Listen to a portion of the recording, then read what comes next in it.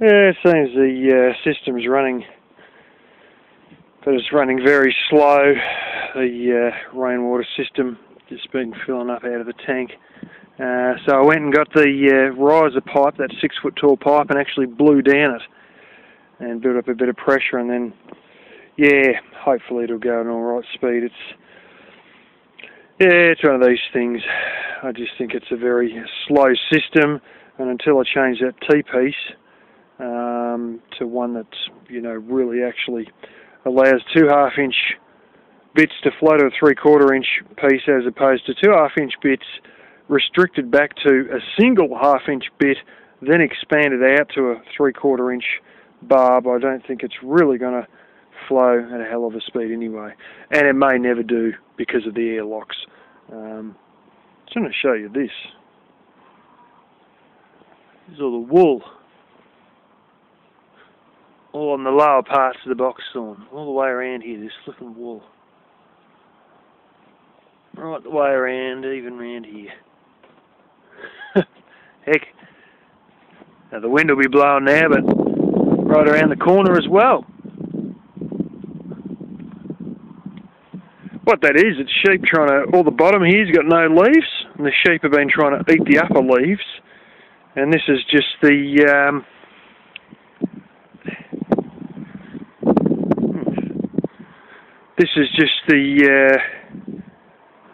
wool off of their chest, basically, as they try and stand up to get the higher leaves, because there's all leaves on this from about, I don't know, nearly 3 foot on, 3 foot up, and everything else is just crap. I've seen some sheep,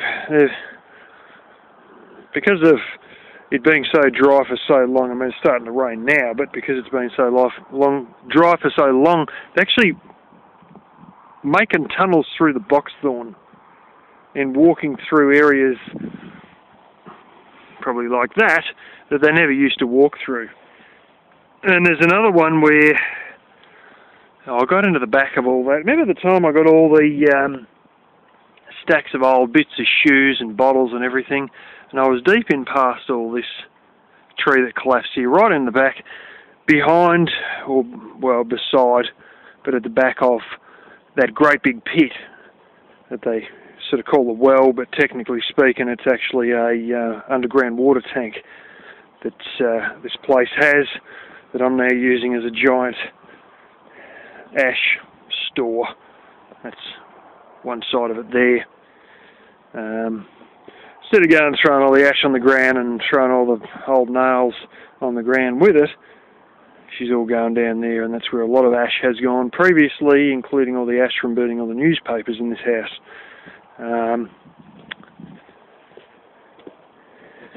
But they've gone and opened this track here up, right through there. And that's a little thing I was crawling on my hands and knees to get through into the back of all that, where there's a bit of a concrete piece and was a lot of blooming old bottles.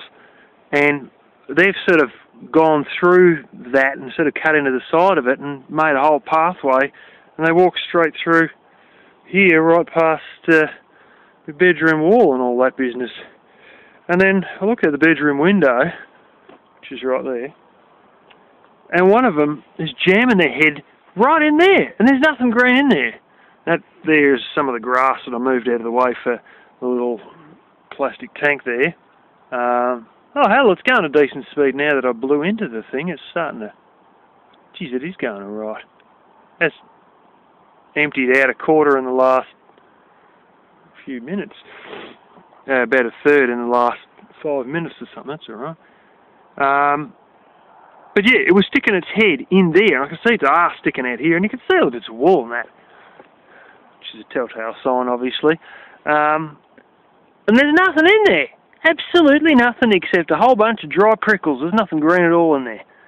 And that was in there before I threw that stuff in there, I think. But they're just weird. Sheep are bloody weird sometimes. I found a few more serrated tussock chasing that sheep, so I just dug those out. And honestly, I come back with more wires than I dug out bloody serrated tussocks. This is a path I've had for years. In fact, my uncle actually cut this open with a bunch of secateurs to allow the sheep to walk through, or his dogs to walk through, or something. And then, lo and behold, they've just blown this one out through here. And if we get down low enough, you see it's a fair... That's right out to the stone wall that sort of goes around the place, out to the cypress trees, obviously. And that's where there's a whole bunch. There's like 4 or 5 little dead ones in a row. But yeah, there's sort of... They're going strange on me. There's a couple of... there's another one where they try to bust a tunnel in the back of where the old camper is there. On that side where I have got all the solar dehydrator sitting up against the camper. They've gone and tried to, punch a hole through the box thorns there as well. It's sort of weird, like nothing grows under here. And this isn't actually dirt. And you look at all this and say, why doesn't much grow? There's a bit of dry grass, and why is it not wet? All the mud's wet. Why is this so... That's what it's saying. This is all this cypress pine stuff. That's just basically your leaves of all that dried out and composted, and it just sits there like a big mass. And the stuff where the other cypresses further out near where the grapevines are, I burnt some of the box thorns near there, and actually just continued to smoulder for another 2 weeks into all this, and then you're left with like this big dip and all this ash. And then you've just got more of this same stuff sitting there. And I put it out, and I should have just let it keep going. And I'm tempted to actually light it all up and burn the whole lot of it out. Not here, obviously, but the other stuff out near the grapevines, with all those pines out near there, just to try and, I don't know, clear the ground and actually make it grow something other than bloody stinging nettle, because no grass ever grows there either. I mean, it's just more of this stuff. And stinging nettle, and usually old bits of glass. And that's about the only thing that is out there. And that hasn't grown grass ever since we pulled the box thorns out of that patch, because that entire patch of cypress pines near there was absolutely riddled with box thorn. But they were towed to the big heap. Those of you who've been watching for a long time might know what I'm talking about. And there was still a handful that we didn't quite get, that sort of come from, off the edge, and I burned a few of those little stacks and a few of the little re-sprouted bits that I cut off and whatnot. Well, there we go. It's moved about 120 litres in that, just out of that rain. So, yeah, that's pretty good to be able to... I filled it right up near the top, and I turned it off, and it was obviously probably siphoning a bit because of the difference in height between, where it comes out of the tank. Well, actually, the difference in height between what it is in the tank and the highest point here versus its outlet. It just sort of siphons as it goes down, and then up, and then back down. But anyway, I filled that twice, and it's continuing to empty. And it's probably only got another 6 inches or something, 7 inches to go. And so 120 litres extra in all of that, which in terms of gallons is, this smoke, what are we looking at? It's at least 15 gallons, I'll put it like that. But anyway, this thing decides to throw out a bunch of things. I actually noticed when I was playing around setting all this up that this was throwing sprouts out, buds out, whatever. Looks like they've actually got leaves and everything sitting at the end. It's only done that ever since I gave it a big chop, and it's probably not the right time to prune. I don't bloody know, to be honest. I know all about pruning grapevines, but I don't know much about roses at all, to be honest. Except that you can eat the rose hips.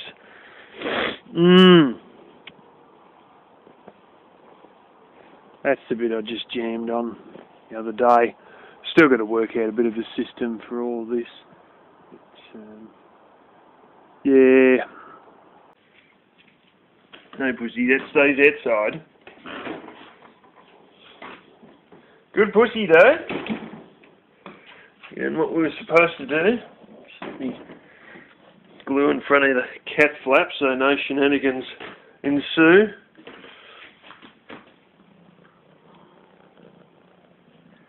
That's right. That is half a rabbit. I'm going to show you that before I could get the camera, the phone rather, turned on, and she dragged it in there. It was actually just sitting there. Opened the front door and it was laying there. That's good anyway. We're going to play with it in the kitchen now. There's going to be quite a bit of meat still in that because that's all the back legs. Yeah, getting a little bit worried for the spinach here. That's all chicken wire, as you guys know, but there's a bit of a gap underneath the little water tank on the side.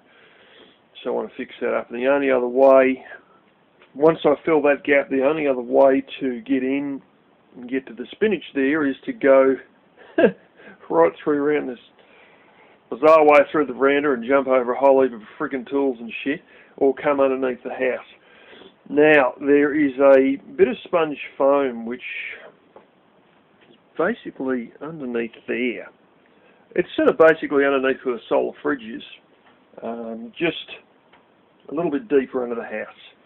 And they all used to sit on there as little kittens when they were first born, and I used to look under there and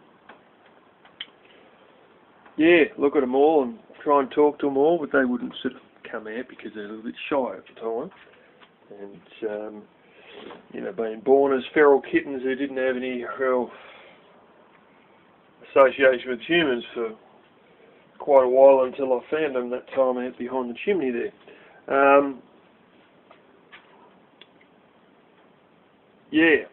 Anyway,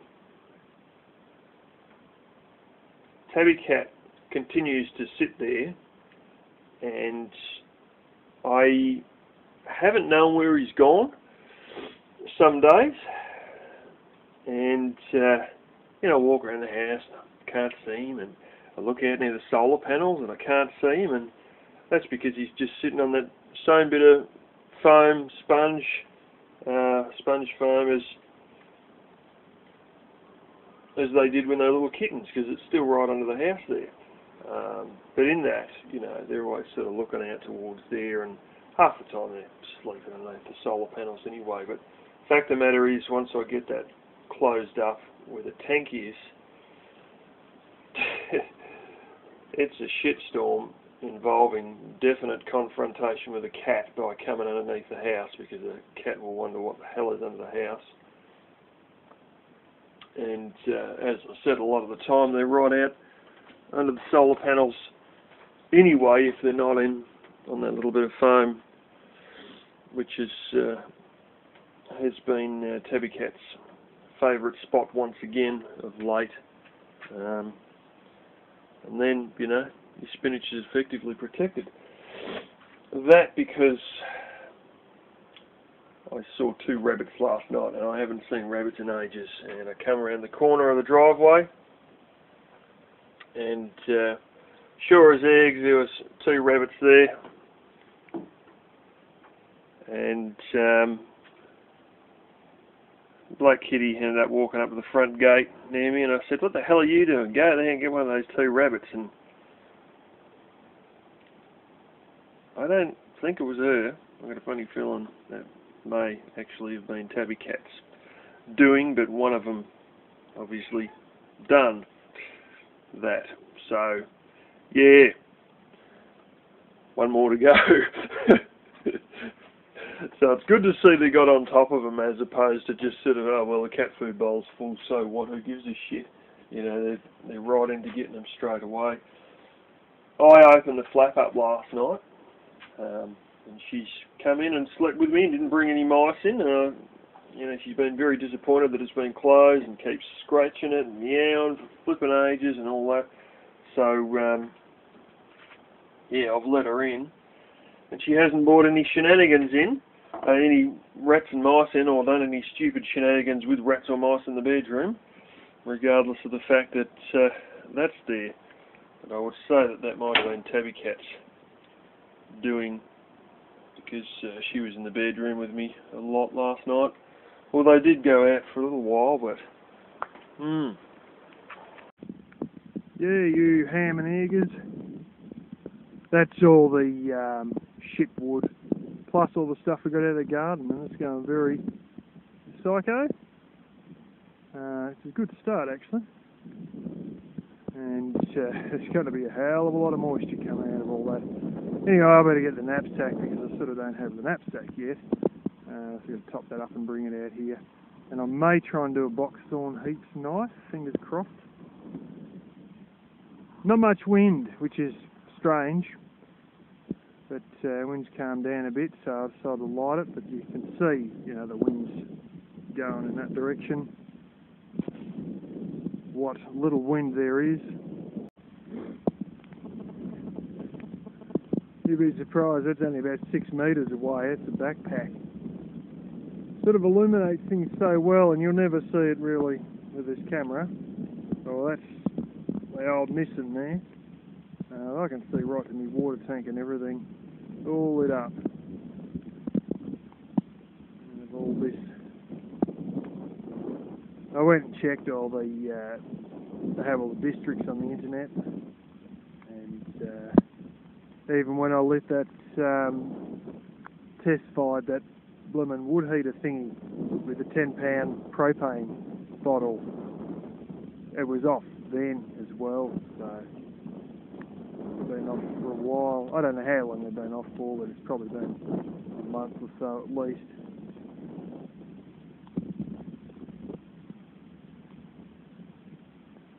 Is that one there? That's a cypress pine. It was all going rotten right up in there where my little trees are planted. Remains of some of that garden.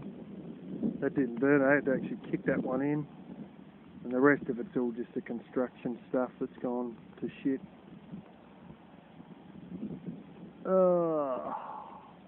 Oh dear, this is lovely heat. What'll often happen, whatever direction it's blowing in, you'll burn the grass in that patch, and it's just purely heat that's being carried by the hot air. And that doesn't really matter. It's going to burn it. You can try and put it out, and it'll just keep trying to reburn it. So you let it burn it, and you just got to watch that it just doesn't continue. But the fact of the matter is, you know, like, look at it. There's nothing, almost nothing on the ground. You know, it's just bare soil and the odd little clump here and there, and so it doesn't really get anywhere as a result. But, if that was heavier grass, or there was a hell of a lot of clumps, like over there, there's a few over there, but if there was a whole thick bunch of them, like out in my paddock in other areas, you'd have to really watch it because the bastard would take off then. But this is relatively light amount of clumps, not that many. And then all you really got to do is just watch the little sparks. I don't think you can see them. No, you can't really see, but there's little sparks blowing off, which is basically just little chunks that are almost ash that are being carried off by the breeze, and you just got to watch that they don't start fires elsewhere. I've had winds 3 times as strong as this, and I've burnt stuff, and I've still been fine. It's sort of a pretty rare occurrence that any one of these little sparks will actually start something, but you're supposed to watch anyway. Alrighty, this is another trick I've been taught. Here's the bulk of it. I've lit it at the back, with the wind going that way. This is pretty intelligent way of doing it. If I was to light it from the front, it'd burn back and then possibly get some grass. And it may very well get some grass if there was actually any grass there. But what happens is, because I burn the back, that is actually a vacuum effect, because the wind's hitting the front of the stack and expanding around the stack, and then here it's actually a vacuum. But what happens is by the time it burns to the front, it can't burn back on itself because it's already burnt the back first and worked its way to the front. And then as the front's burning, well, everything behind it is already burnt. So of course your initial burn may cause fires at the back there, but the reality is that once you've lit it and it's burnt in a couple of metres, then everything else is perfectly safe from there on out. And that's one another guy explained to me, and that's what we're doing tonight. I didn't show you guys, I went with a reciprocating saw, and this is, all that's the compressed stuff. It was compressed by the loader.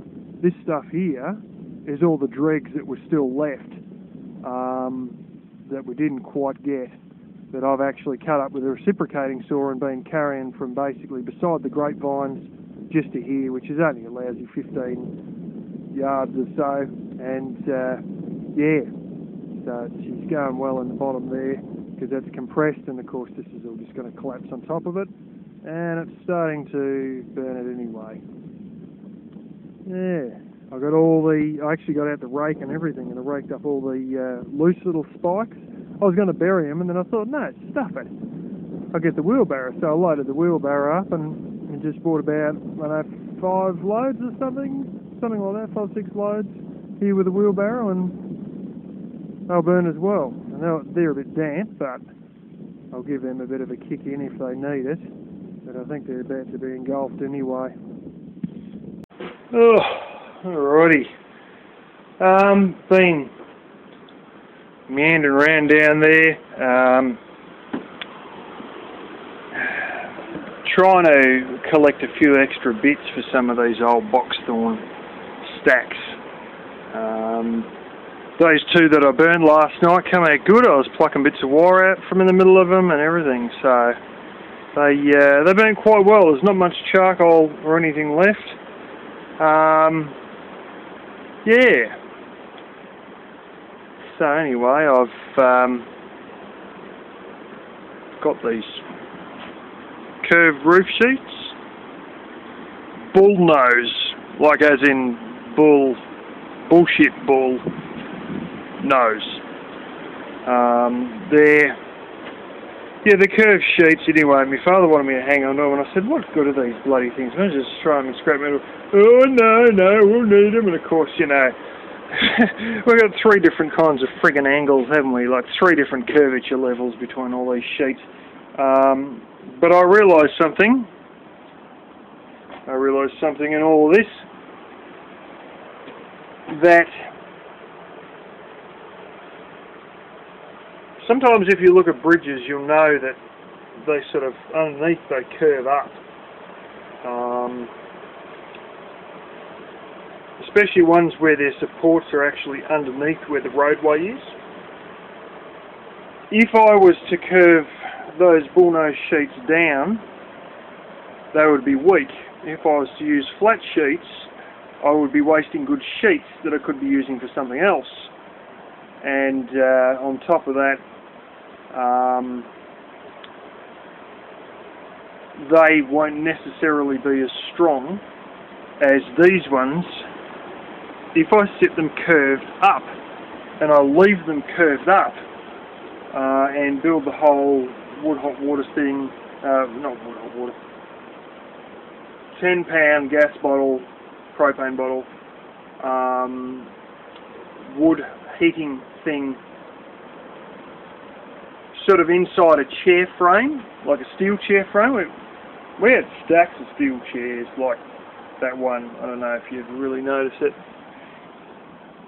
You can't see it much, but it's just your basic little, you know, probably 3/4 inch steel tubing. He had stacks and stacks of them, and a lot of them in the backs were stuffed, or something else was up the shit with them. You know, the mice had started chewing the foam out of them or something. So I just disconnected. There's just little Phillips head screws on the side, and in the bottom, of course, as well. So I just took all those out and just turfed it. in a fire or something, but I kept all the steel. And I had it out here, and I took it over to my father's place because he's got a big area there which he likes to keep all his reusable steel. And I realised that we can get 3 of those chairs. One of them sort of mount that wood heater in, and have one side of those curved sheets on it going to a chair on the left, and same thing again, going to a chair on the right, and basically between 3 chairs and 2 stacks of those curved roof sheets and a little bit more welding, we'll be able to build some sort of a little propagation, warm propagation thing out of that. I was going to go and rush off and do some welding sooner rather than later today, but I really got to finalise the design. I can't just go weld all this shit and go, oh shit, that's not right. You know, I want to sort of think a little bit harder about the design of how I'm going to do this. And yeah, long story short, a combination of concrete and bricks should end up on top of those curved roof sheets, but you know, we're going to have to sort of put enough concrete on so that it's not a curved area, it's a flat area with bricks on there. It's all, yeah, heat doesn't sort of go sideways necessarily, so might not be as good as had hoped. I'm sort of almost thinking, is there some way I can almost have the ends of those roof sheets sitting on top of the little wood heater thingy, the 10-pound propane bottle, to try and transfer heat through the actual steel. I know it won't keep it hot for a long period of time, but if I could do that and then sort of have bricks on top of that and to warm the bricks up. See, because it's alright having it at low down and having sort of bricks above it and then there's stuff sitting on top of that. But I want it to be sort of wide enough so that I can fit enough of this stuff in. And simply heat just does not move sideways unless it's got a real solid conductor of some sort. And stone, you know, it conducts heat, but it's not quite like steel, and I sort of worry that the edges and all that, you know, the centre's going to be hot and the edges are going to be cold as shit. You're going to be back to square one. And in all of this, I've sort of, you know, almost thought about all the bricks around here and thought, even just forget the 10-pound propane bottle. Why not have just a fireplace thing made entirely out of bricks with some sort of a chimney mortared in there, like some sort of a flue, you know, if you've got to put a bit of mortar in there or whatever to seal it up, yeah, whatever. And then just sort of have it all sitting on the top of the bricks. But I'd have to have still a lot of damn bricks. It'd be very wide and I could never move it from where it was. Yeah, you know, I'm probably jumping the gun a lot on all this. But anyway, I've got sort of almost 2 different curvatures of sheets there. And my idea has been to get 3 sheets and rivet 3 sheets together and then get another lot of 3 sheets and rivet those together, because there's 6 sheets sitting there at 2 slightly different curvature angles. I have also been finally doing something. I better show you guys.